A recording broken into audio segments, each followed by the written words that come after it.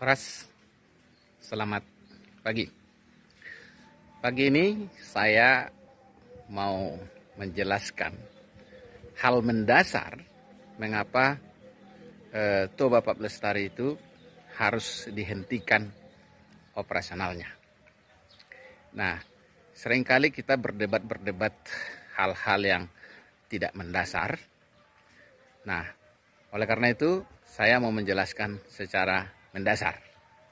Cara berpikirnya begini, kalau kita berparkir, katakanlah di pinggir jalan atau di mana aja, seringkali kita S2 alias sor sendiri, kita parkir tanpa memikirkan bagaimana dampaknya terhadap orang sekitar atau kegiatan-kegiatan di sekitar, asal parkir aja begitu ya.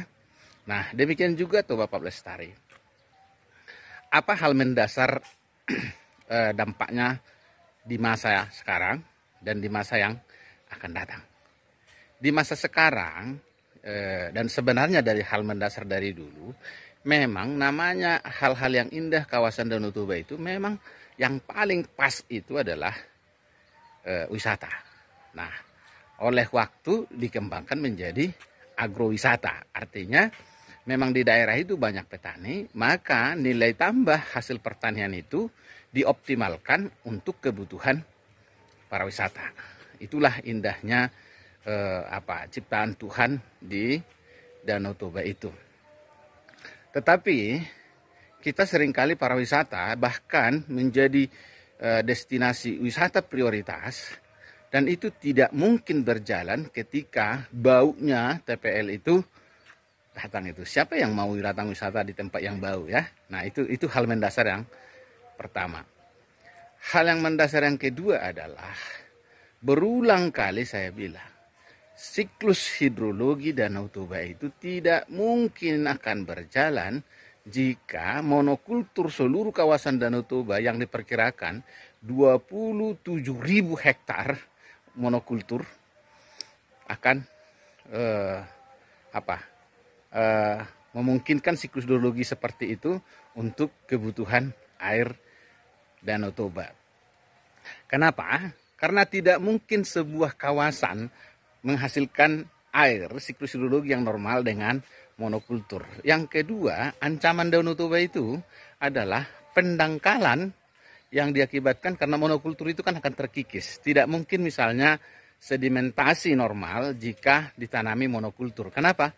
Karena kan setiap 6 tahun atau beberapa waktu selang itu kan akan ditebang dan akan ditanam. Nah, proses penebangan dan penanaman itu akan terjadi sedimentasi yang luar biasa. Dan memang Danau Toba diancam oleh sedimentasi, dan sedimentasi itu bisa menjadi menghasilkan nutrien di dalam danau, dan nutrien itu akan menimbulkan pertumbuhan biota yang luar biasa di Danau Toba.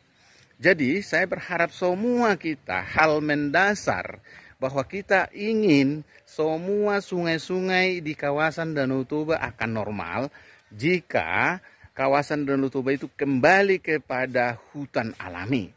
Hutan alami. Nah, hutan alami itu di sekitarnya bisa dikelola oleh masyarakat.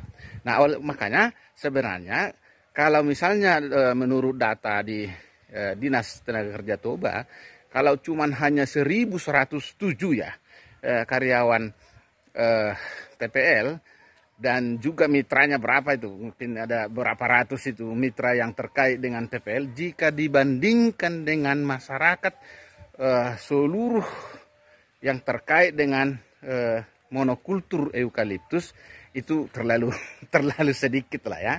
Jadi pertanyaan kemana karyawan ya, kemana karyawan kalau tutup gitu, itu terlalu kecil lah dibandingkan dengan kemana penduduk korban dari penanaman eukaliptus, juga kemana Danau Toba, bagaimana nasib Danau Toba, bagaimana nasib para wisata jika TPL dipertahankan.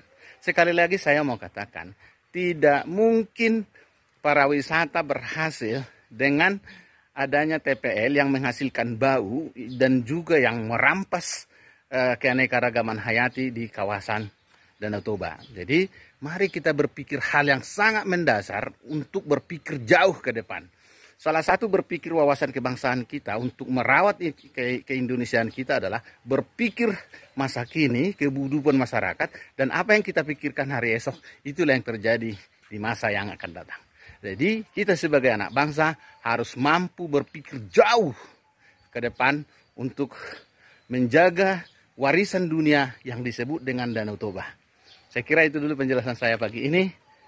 Kiranya kawan-kawan yang terdampak COVID segera sembuh, dan juga kita terus prokes menjaga diri untuk tidak terkena COVID, dan kita harus semangat dalam kondisi apapun.